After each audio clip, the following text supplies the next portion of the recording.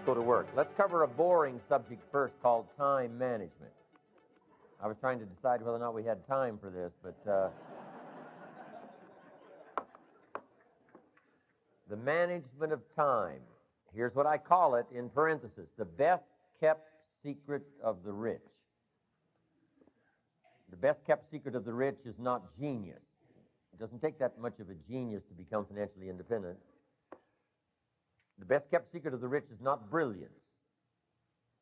No one can tell the story, 100 times better than another person. Nobody can be that good.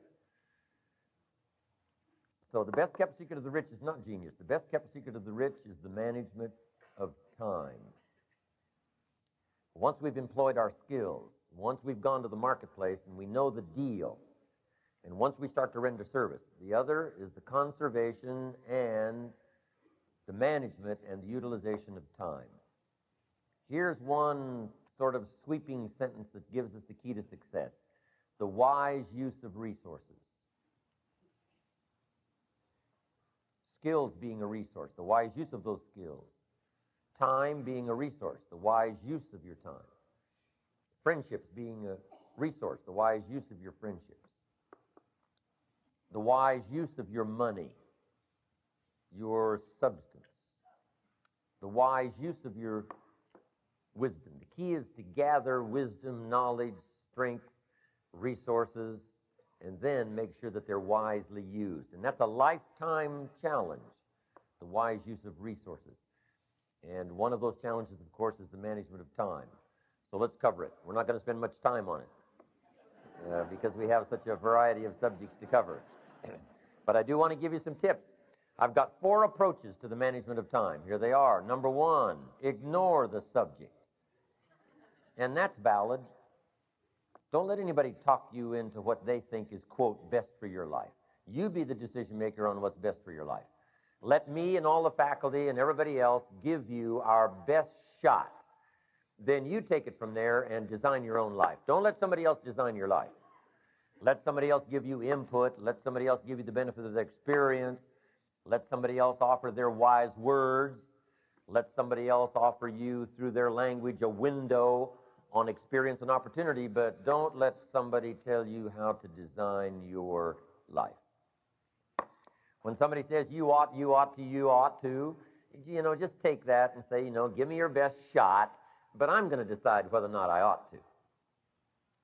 I don't mind you telling me I ought to, but I'm not going to jump up and respond to that. I'm going to take it into account, like I'm going to take, the variety of many voices into account.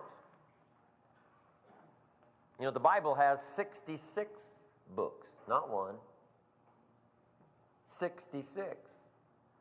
We all need a variety of sources of input, but we don't need anybody to tell us what to do. It's okay if they tell us what to do, but then we take that, we put it through our own mental program based on our own priorities, based on what we think is valuable for our own personal life.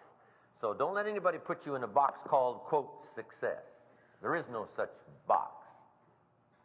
Driving a certain car, have to earn a certain kind of money. Resist all that. Here's what success is: the steady progress in reaching your own personal goals. That's what success is.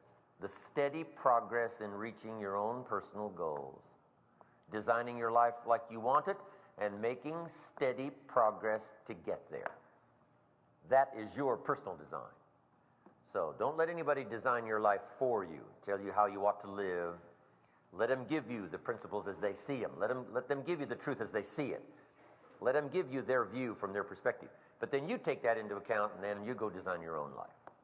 So somebody says you have to be ambitious. Ambition is a wonderful thing, but choose your own ambition. You work as much as you want to. We say this, and this, and then take that into account, yes. Take it as information, yes. Take it as input, yes. But then you mix all of that into the portion that is valuable for you, and then you go about designing your own life. I'm telling you, be an individual. Don't be just part of the group, dress like the group, act like the group, talk like the group. You design your own life. And that concerns everything, including the management of time. So that's why I put this in here. Be an individual. Be a person. an entity all to yourself. Because success, there's no stereotype for what success is. Success is the progressive realization of your own goals, and as fast as you want them to unfold, that is your business. If you want to go slow, by gosh, you go slow. And let the whole world say, you ought to go fast, you ought to go fast. Take that into account. But when all of those voices are still in the middle of the night, let your own voice speak to you and march at your own beat of the drum. Once I finally settled on this, I'm telling you, it relieved me of almost all anxiety. I'm going to do my best to find out what success, how far I can go, what the possibilities are. But then I finally decided to design my own life. If a man tells me, hey, Mr. Rohn, soon I'm going to cash it all in, I'm heading for the mountains, I'm going to live in a cabin, I'm going to live off the land, and I'm going to feed the squirrels the rest of my life. If I find out he went and did that, in my opinion, he's a smashing success. So don't let somebody design your car and design your clothes and design your future and say you got to live here, do this, and you got to manage this and manage this. Resist all that.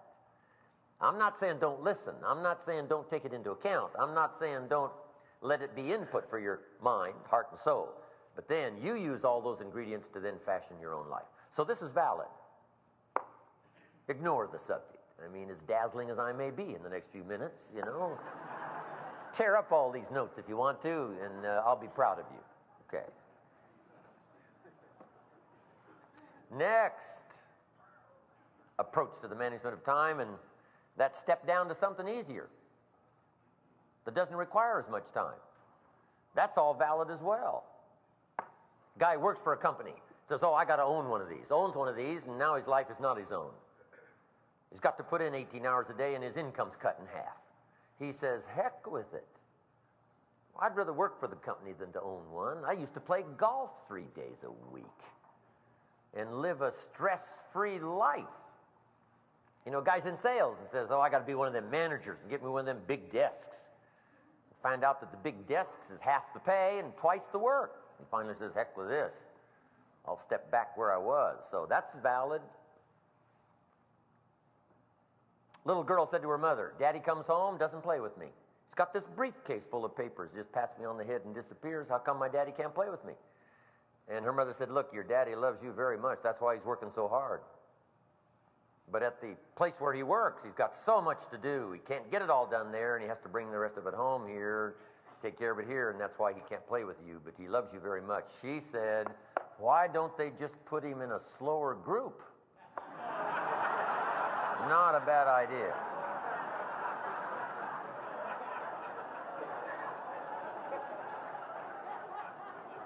And I've got that same suggestion for you. If you're too busy for your family, you got to join a slower group or scale back your high ambitions to be a mega billionaire. You know, you don't need to be a mega billionaire, in my personal opinion, unless that's your all-consuming life obsession.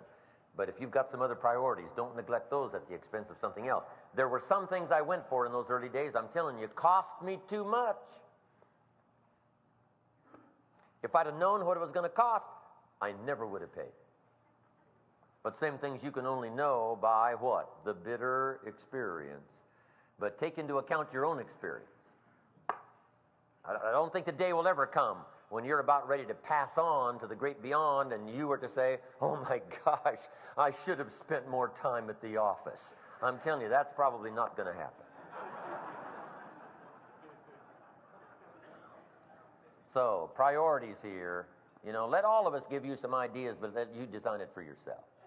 Right? And if something is more comfortable for you, let everybody else say you ought all they want. You design your own life at your own pace. A lot of people now are leaving Los Angeles, 15 million now in greater Los Angeles, and the freeways are crowded and the gangs are running loose. A lot of these people are moving to Washington and Oregon and buying a little bakery. A lot of them are parting with $500,000 a year incomes and settling for $80,000 a year incomes to live a little more normal life, a little more safe and secure. They want 5 acres and 2 horses. Me and Papa's in the horse business. I'm telling you, if you want to change your whole lifestyle, settling for something that isn't so demanding. Now, sure, if you've got big projects and big plans, you know, go for all of those. But here's what an ancient script says. Put this in your notes. Always count the cost. Before you go for something, what's it going to cost? Now, you have to pay the price. If you want the fortune, you have to pay the price. And you don't have to throw away virtues and values to make a fortune. We're going to talk about that a little later. But evaluate everything and what it's going to cost in terms of family relationship, time, effort, energy. So that's valid. Here's another time management alternative, and that's work longer and harder.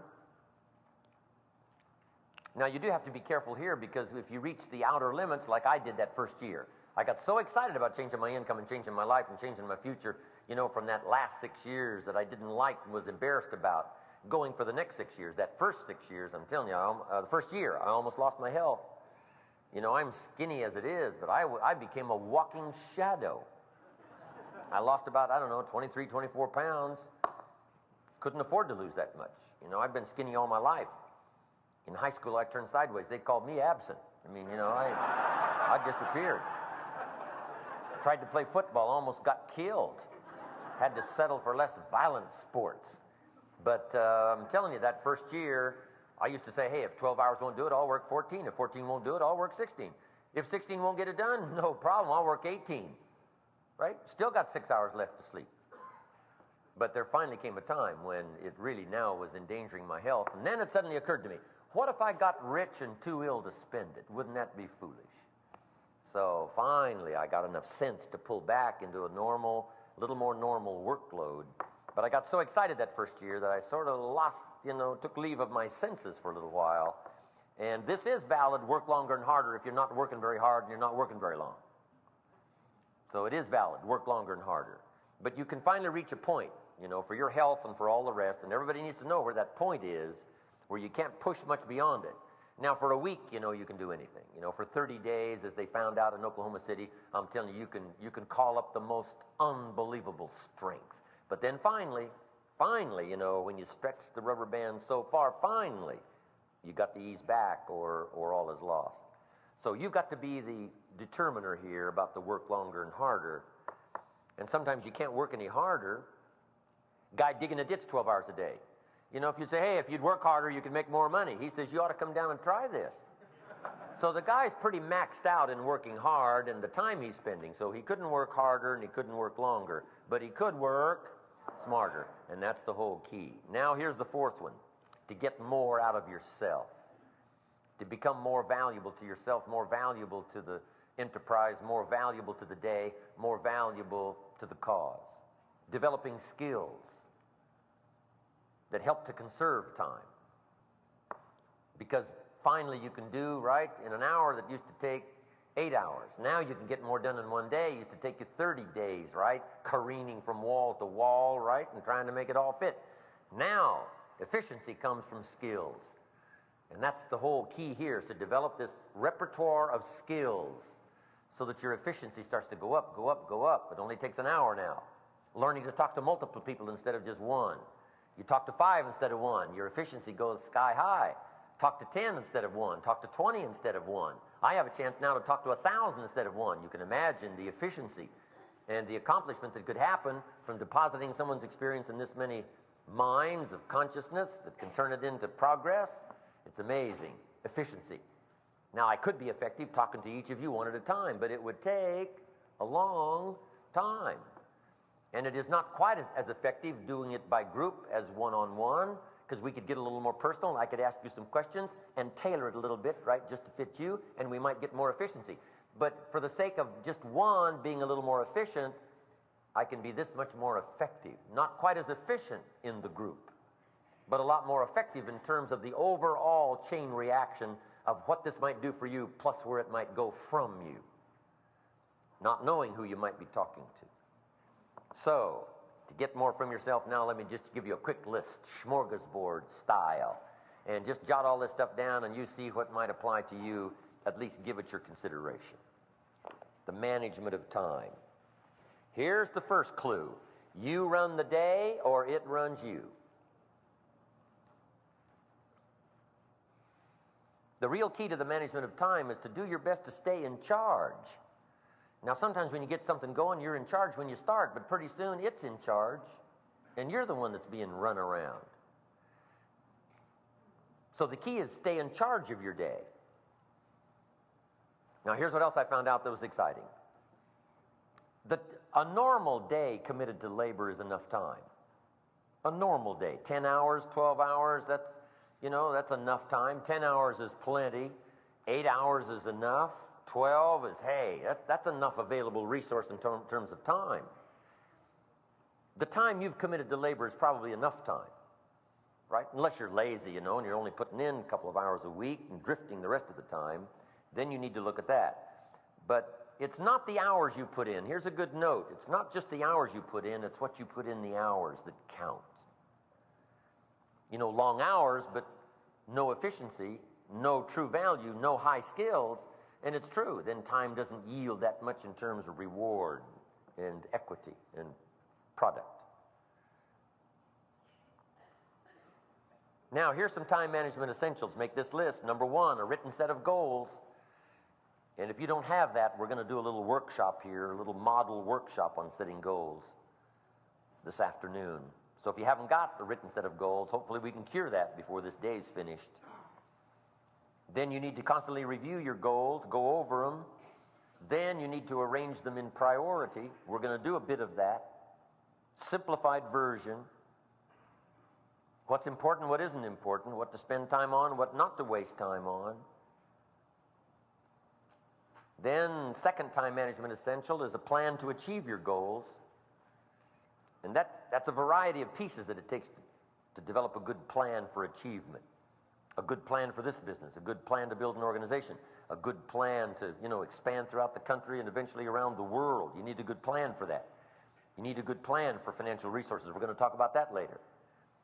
You need a good plan to expose people to your business opportunity, a good plan for the family and their future, a good plan for cashing in on lifestyle for the rest of your life. Here's some more essentials for time management. Learn to separate majors from minors. What's a major conversation? What's a minor conversation? If you spend major time on minor conversations, I'm telling you, it's a big waste of time. And if you don't give enough time to a major conversation, now that's ineffective. If you pick up the phone, is this a major call or a minor call? Right? Is this a casual gathering or a very formal, important gathering? If it's informal, hey, you don't need to give it that much thought. If it isn't, if it is important, if it is formal, if it is going to have a great effect on the future, then you've got to give it time. Next, time management essential. Don't mistake movement for achievement. I found in those early days it was easy to get faked out by being busy.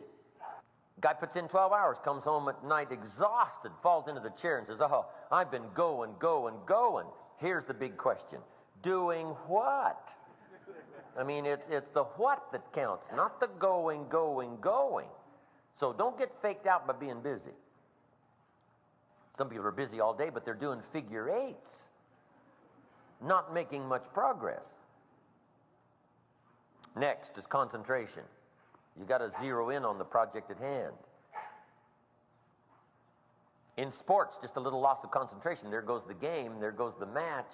Someone puts the ball by your feet, it's over. Got to wait for another time. So don't lose your concentration. Give each project and each person what we call the gift of attention. Zero in with your attention. Also, I learned this valuable lesson. Don't start the business day till you get to the business. I used to try to compose letters in the shower. I'm not even awake yet. My mind is still fuzzy. It's not the time to do it. The key is enjoy the shower. You don't need to engage your brain in the business operation, right, till you get to the business. Some people start their business day at the breakfast table. I'm telling you, not good. You don't need to know the current events at the breakfast table with your nose and your eyes in the newspaper. Plenty of time to read the paper some other time, but not at the breakfast table. At the breakfast table, concentrate on breakfast, concentrate on your family, concentrate on your spouse, concentrate on your children. Give them the gift of attention and concentration. Don't let the enemy slip one by you being blasé and non-concentrating at the breakfast table. Those most important occasions. How many of them are there during the day? There's not that many. How much time have we got to spend? Not that much. So you got to make it quality time, zero in time, concentrate time.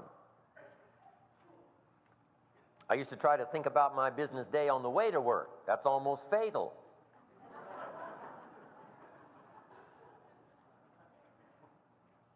No, concentrate on the project at hand. I read a good article once in Reader's Digest. Here was the title, Wherever You Are, Be There. Good title. Zero in on the moment. Zero in on the person. The greatest gift you can give someone is the gift of attention and then the gift of ideas. And the gift of ideas doesn't usually flow until the gift of attention locks in. Attention. I met Nelson Rockefeller once. He was running for vice president of the United States. Way back when, I was so impressed with the way he shook my hand, looked me straight in the eye. There were people all around. He said, Jim Rohn, do you live here in Idaho? I met him in Idaho. I said, yes, I do. He said, this is a wonderful state. He said, you're lucky, young man. Make the best of it. Looking right at me. He said, come see me someday. New York. I said, okay, Mr. Rockefeller. First of all, I was impressed by the handshake. Mega $1 million handshakes. I can still feel it. Still feel it. But then he gave me the gift of attention. If it's only for a few seconds, give someone the gift of attention. We're all a little put off by somebody who shakes hands with us and says, you know, hello to someone else, you know, not good. Zero in, then zero in. Okay. Next, learn to say no. It's so easy in a, you know, social society we live in to say yes, yes, yes too quick, commit ourselves too quick, too soon, and then take all the time as necessary to call back, say it doesn't look like I can make it, don't look that good, better to say I'm not sure I can, if that changes I'll call. Those kind of strategies really work. One of my colleagues says, don't let your mouth overload your back, obligating yourself too quick to too much too soon.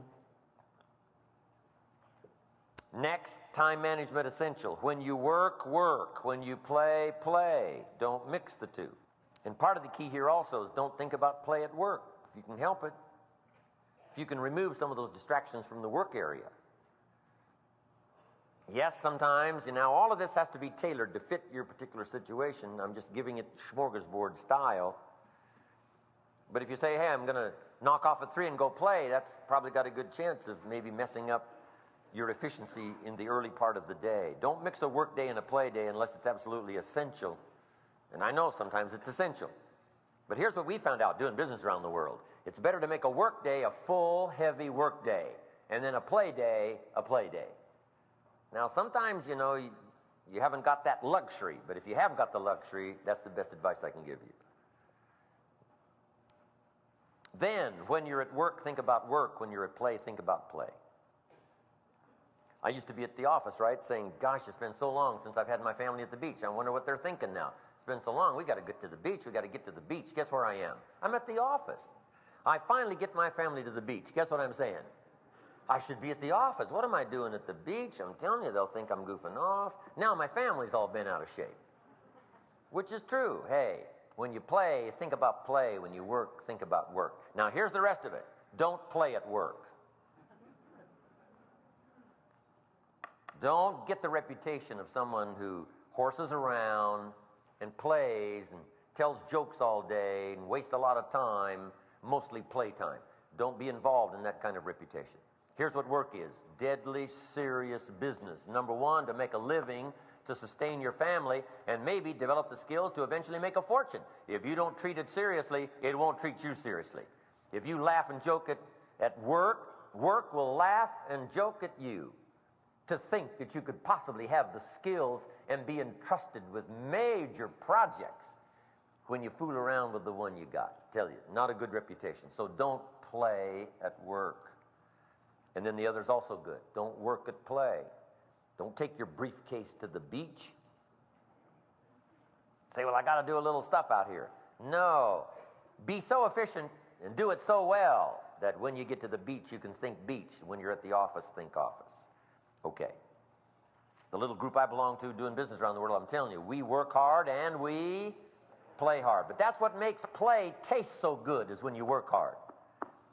Let me borrow from ancient script. Here's what it says. The sleep of a laboring man is sweet. If you work hard and labor to the best of your ability, I'm telling you, good possibility you'll sleep like a baby. But those that goof off, tell stories, become the joker in the office, you know, those that, you know, arrive late and leave early and think they've got it made, I'm telling you, they're the ones whose sleep is troubled. The key is to work hard, and then when it comes time to play, play hard. In my group, we play hard. We work hard, but we play hard. We figure we deserve it all. One of us has a birthday party a few years back. We all flew in to the Waldorf Astoria, New York City, and stayed 4 days for a birthday party. We spent $250,000. The Waldorf Astoria said they'd never seen anything like it, which was our intention. Fine wines from all over the world, Peter Duchin's orchestra. I mean, we put it on. So we work hard and then we play hard, guilt-free. So I'm asking you to do the same. Play guilt-free by working hard. Next, on time management efficiency, and that's to analyze yourself. Some things you're good at, not good at. Things you're good at, see if you can expand that. Things you're not good at, if you're not going to do them, see if you can get it covered. Sometimes you can remain a lot like you are if you just get somebody to cover for you. My offices found out way back in those early days that I was a poor courier. Right? My office used to say, look, Mr. Rohn, you're flying to New York. People have got this check coming. I'd say, fine, I'll take it. Guess when I next found out about that check? From the dry cleaners. Say, look, Mr. Rohn, you're going to San Francisco. You'll be there in an hour and a half. These people have got this money coming. I say, fine, put it in my briefcase. When I got home, it was safe in my briefcase. I didn't lose it, but it never got to the person. So finally, they put up a little sign, don't give the chairman anything. I mean, you know, don't give him anything. He's good at this, and he's good at this, and he's good at this, but he's a poor courier, right? Take it out of his hands, put a stamp on it, call FedEx, but, you know, don't let him have it. Okay, so analyze yourself. Now this, you know, there's a wide range of stuff here. Some people are morning people. If you're a morning person, that's the time to get most of your work done. Some people, right? I mean, at 5, they're ready to go in the morning. Now at 9, they're fading. And some people, right, you know, their brains don't clear till 11. But at midnight, they're flying. So you got to decide whether you're a morning person or an evening person, night person. I used to be a night person for all those years. Now I'm much more of a morning person. Back in the early days, no, not the morning. I used to say if the good Lord wanted you to see the sunrise, he'd have made it later in the morning. But now I enjoy the sunrise. Up jogging on the beach, whatever, watching the sun come up. Morning is a very special time, I'm now discovering, in these later years versus those earlier years. But you've got to decide, right? Morning person, evening person. Get your work done when you're best, at your best efficiency. Next, the telephone. Let me just give you a few tips on the telephone. Here's the first one. Before you make a call, make an agenda. Just jot down a few notes, 1, 2, 3, 4. And then make the call. It's so easy now and so fast just to pick up the phone and dial because you can get somebody so quick. And then sometimes the phone call winds up like this. Let's see, there was something else. My God, I can't think of it right now. I'll call you back. See, number one, you don't look that swift. Let's see, there was something else. Come on. But see, if you've made a little agenda, you call somebody on the phone, few pleasantries, 1, 2, 3, 4, right down the line. We've learned to do that to save millions around the world. I'm in South Africa calling somebody in Tokyo. I'm telling you, you got to get on and off. You can't just wander around and let's see. Number one, the cost is prohibitive. Number two, it's not very efficient. So if you listen to any of us on the phone, I'm telling you, 1, 2, 3, 4, how's Mary? Tell her hi for me, right? See you at the next conference. See, that's efficient. So, then it also serves later. When you say to John, John, remember those 4 things we talked about? He says, no, we didn't talk about that. I say, let me see. He knows I got him already. Let's see. I get him with my book. I made a list of those 4 things, John, before we talked. He said, well, yes, seems like I do remember. I got him. Right? Especially if it's a salesman. Salesman will talk you out of what's in your head. Hard for him to talk you out of what's in your book. 1, 2, 3, 4. Okay. Next, the telephone at home. Now, this is a challenge, but let me give you some tips on the telephone at home. Here's the first one. Let it serve, but not intrude. You can't let the telephone take over. Yes, let it serve you, but don't let it intrude. When it comes time to sit down with your family for dinner, I mean, you shut the whole world off. You shut the fax machine off, or if it's in a place where the fax machine can run and, you can't hear it, and maybe, turn the switch and let the, answers come flowing in. But family time is so valuable, you got to shut out the world. Here's what a father's reputation needs to be. When Papa sits down with us for dinner, nobody could get through, not even the president, until we're finished with dinner. And then the machines are turned back on, the phone's turned back on, and we unlock the front door, whatever. Right? Call the dog away from the fence. People can now approach, but I'm telling you, until we get through talking to each other and having a meal and conversing about life and about each other and about the future and whatever, that is called very important time. You've got to make sure that time is protected with your very life. Don't let anything intrude. If you'll protect I'm telling you, the family will pick up on that. And they'll even spread the reputation. I'm telling you, when Papa sits down and has dinner with us, nobody can get through. No use calling. Or if you do call, expect to just, leave a message, because nobody can get through. You say, well, what if a warehouse is burning down? You just got to let it burn till you get through with your family meal. Then you can attend to it. Yes, there are extreme emergencies. But I'm telling you, develop the habit. We are all formed by the habits we have. And this is one of the most important. Family time, breakfast time, lunch time, dinner time, time with your family, even if it's only 30 minutes, even if it's only an hour, whatever it is. Make sure you protect it. The telephone at home. Now, other efficiencies, there's a long list. Found out, with 2 girls in the house, couldn't live on one phone. Otherwise, the parents become the message service. So we found out, with 2 daughters, you got to have 2 phones. Then we found out when they got a little older, you got to have 3 phones, because 2 girls couldn't operate on one phone. And each time, cost us an extra $8. And then when they needed 2 phones, cost an extra $8. But spending the $8 versus the chaos and versus all the, tension and all the rest of the stuff that goes on by not spending the money, I'm telling you, you got to spend the money. Finally, my girls grew up in Beverly Hills. And finally, we got them their own answering service, which back then, years and years ago, was a big deal. It's not such a big deal now. Now it's, what color's your Ferrari? I mean, that's Beverly Hills now, but back when we lived there, it was a little village, more like the village life. When you walked into the deli, right, the lady said, your girls just left here, and I think they were going to the movies. And here's who was with them. And, everybody looked after everybody. But not quite like that anymore. But back then, that was a big deal for the girls, right, to have their own answering service. So they could tell their friends, hey, just call and leave a message with my service.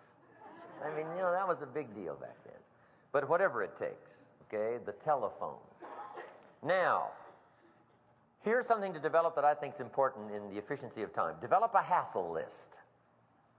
You got to make this note. Develop a list of the things that hassle you, that give you stress. And once you've developed this hassle list, here's the project. See how many things you can take off this hassle list for the least amount of cost. If balancing your checkbook hassles you, and it has for 5 years, and you say, hey, I'm finally going to learn it, say, no, look, let's give it up. And let's pay somebody $25 a month or whatever to take care of it for you, and take that one off the hassle list. You'd be surprised how many things for a small amount of money you can take off the hassle list and give you a lot more peace of mind and let you work your magic in some things that aren't giving you such stress. The hassle list. Guy's out mowing his own lawn, cussing the weeds and sweating, and he's about to have a heart attack. We say, look, John, little neighborhood boy here, mow your lawn for $10. He said, I'll save the 10 and mow it myself. Hey, come on. Number one, there should be a law against cheating some little neighborhood boy out of $10. Come on, this is America, free enterprise. Now, if you're doing it for your health, that's different. But hey, if you're doing it to save $10, give us a break. Spend the money, spread the wealth, and get it done for you. Save yourself the stress and maybe a heart attack. There's so many things you could take off the hassle list for a small amount of money if you just start working on it, the efficiency. Okay. Next, become more alert and aware of all of the possibilities of saving time. The computers now are running and the faxes are running, and I'm telling you, it's unbelievable. My motorhome will soon be equipped with all the latest stuff. They got the little mini micro recorders now. You can be flying down the freeway and just, talking into it. Remember this and take care of this and take care of this. I'm telling you, it's unbelievable. So take advantage of all the stuff that's out there. I got the little laptop, right? And if I get to the hotel and I'm in a hurry, I send the stuff by telephone. It's all taken care of. So take a look at all the stuff now that's available. Incredible. Telephone you carry in your hip pocket and stay in touch with the world. So be aware of all of the stuff. If you're still going chunk, chunk, chunk, chunk, chunk, chunk, chunk, chunk, chunk, chunk, they got some new stuff, I'm telling you. Unless you're into antiques or something, right? So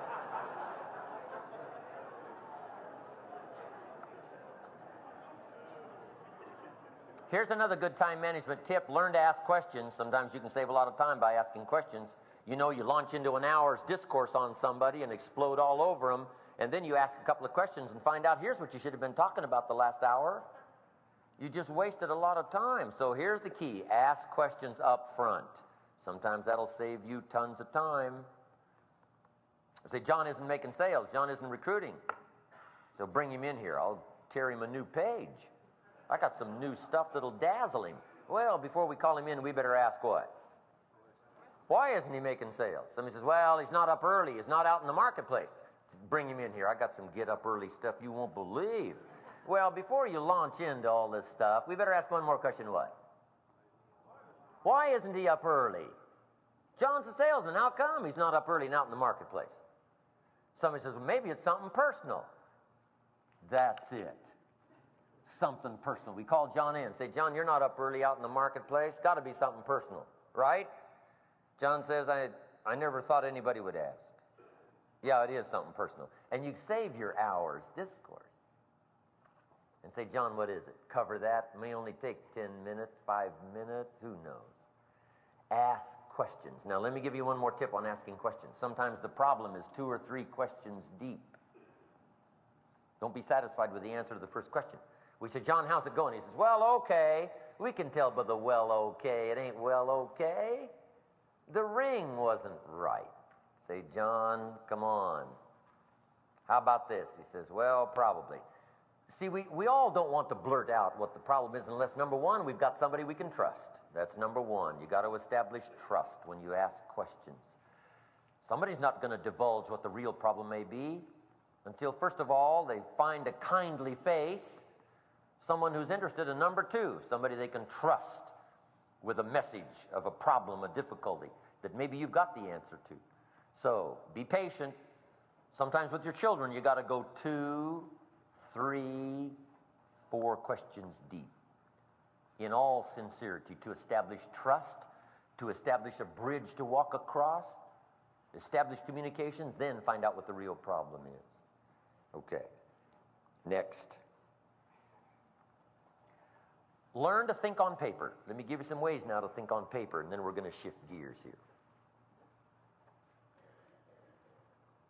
Learn to think on paper. The things you've got to take out of your head. Now, we talked yesterday about solving problems. Taking the problem out of your head, putting it on a piece of paper, on the other side, seeing if you can't come up with working papers, the solutions. So let me give you some keys now on learning to think on paper. Here's number one, keep a journal. I've talked about this now for the last 30 plus years, and it's so valid, and I've now met people all around the world that have picked up on this, and they've kept a journal. There's 3 treasures to leave behind when you go. Make this note, 3 treasures to leave behind. Number one, all your pictures. Take lots of pictures, record the event. If life's worth living, it's worth recording. A picture's worth 1,000 words. It's one of the greatest recruiting tools. It's one of the greatest invitation tools to look at a story and opportunity. But the pictures of your family, did you ever look back, right? Some of the old photographs, 2 or 3 generations ago, just a handful of photographs, how precious and valuable they are. What if there was album after album after album from 2 or 3 generations back? Wouldn't that be a treasure unmatched in the household? And the answer is yes. You got to change that now for the future generations. Leave plenty of pictures. Doesn't take long. I'm going back to Taiwan this year. First time I went, I had about 1,000 people for the weekend. Guess how many cameras? 1,000 cameras. Everybody brought their camera. It took me more time to take the photographs than it did to do the seminar, right? Here's my new American friend. Here's my new American friend. Click, click. Everybody wants to capture. So take pictures. Capture the events, okay? Next is your library. The books that spared you a heart attack, the books that gave you guidance to live by, the books that helped you solve some major life questions, the books that gave you tips on spirituality, the books that helped straighten out your course, the books that saved you from the broad road, the books that helped you in time, the books that gave you culture, gave depth to your heart and soul and experience. Those books will be so valuable when you pass them on. They'll be more valuable than your couch. Your furniture will not match the value of your library. So leave behind a good library. And then number 3 is your journals. Journals, notes you've taken in your own hand. I've got some tapes on how to keep a journal, but it's very simple. I used to take notes on pieces of paper and torn off corners and backs of old envelopes and restaurant placemats and, threw all this stuff in a drawer. Did not serve me well. A journal is merely a bound copy of all my notes instead of pieces of paper and torn off corners and, backs of old envelopes. Here it is in bound form. Now, also my journal is a little bit of a diary. I'm on the jet, flying from Washington, D.C. to Frankfurt. And to my surprise, there was an advertisement of a neat wine they were serving, a beautiful Chardonnay from Caldwell, Idaho, where I graduated from high school. St. Chapelle was the winery just across the valley from my father's place, our old homestead, and part of their vineyards are right up against our property, St. Chapelle. And there was one of the wines from that winery served on the jet from Washington, D.C. to Frankfurt.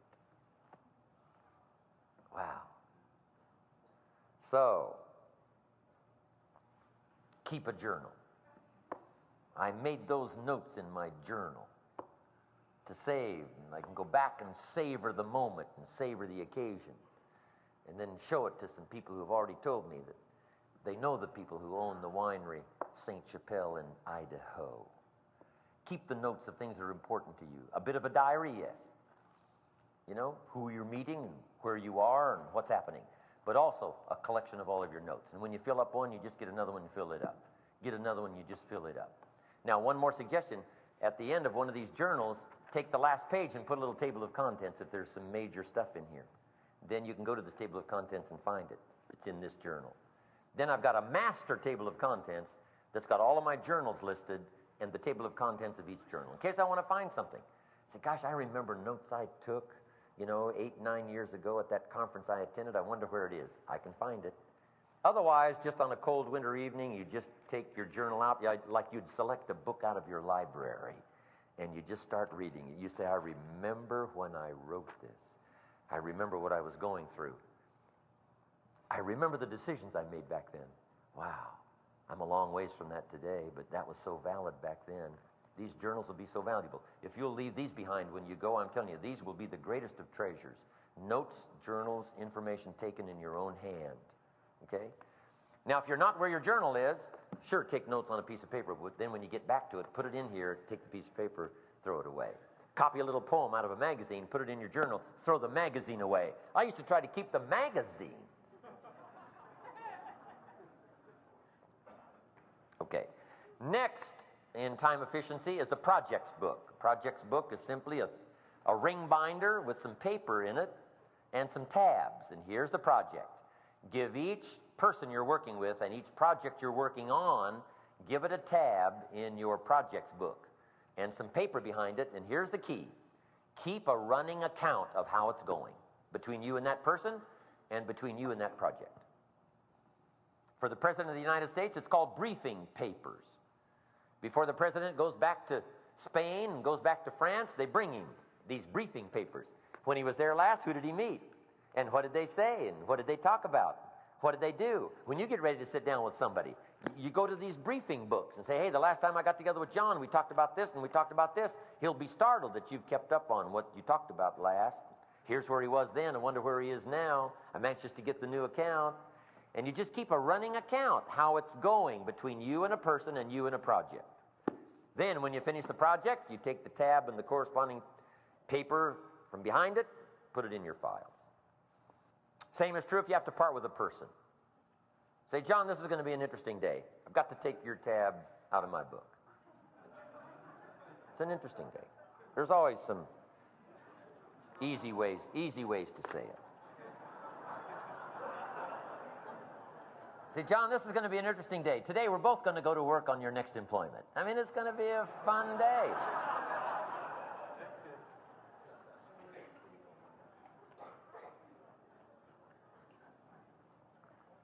Now, the third way to think on paper, almost everybody does, and that's the day timer. That's a brand name, but, you know, keep track of your to-do list, the people you're supposed to meet and the calls you're supposed to make and the advertisements you're running and the meetings you're supposed to conduct and the airplanes you're supposed to catch and the stuff you're supposed to do with your family and all the rest.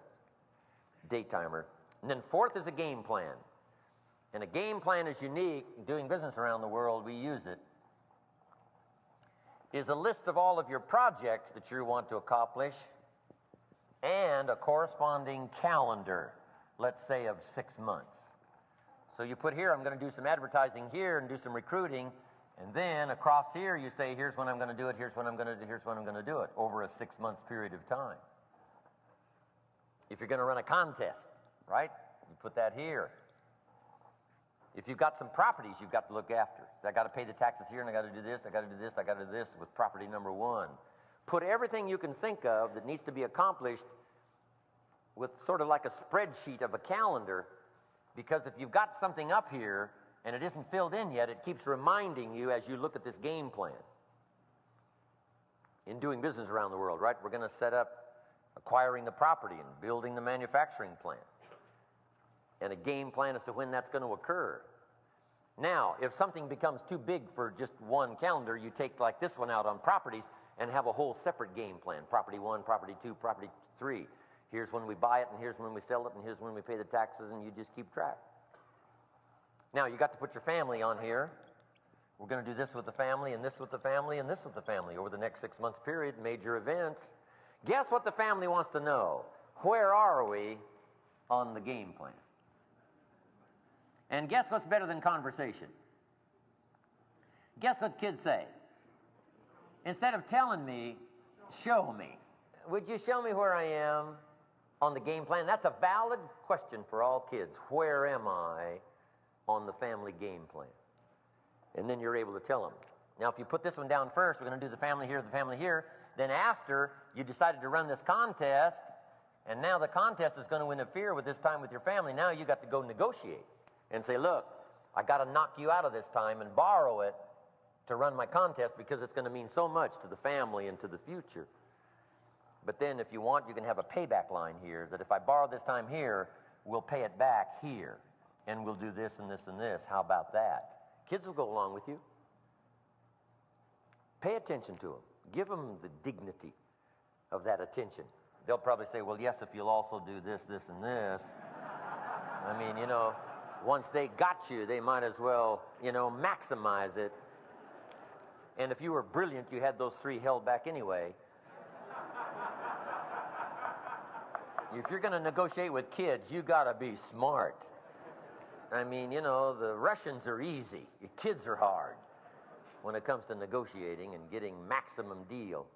Anyway, game plan. So go to work on that. It'll serve you well.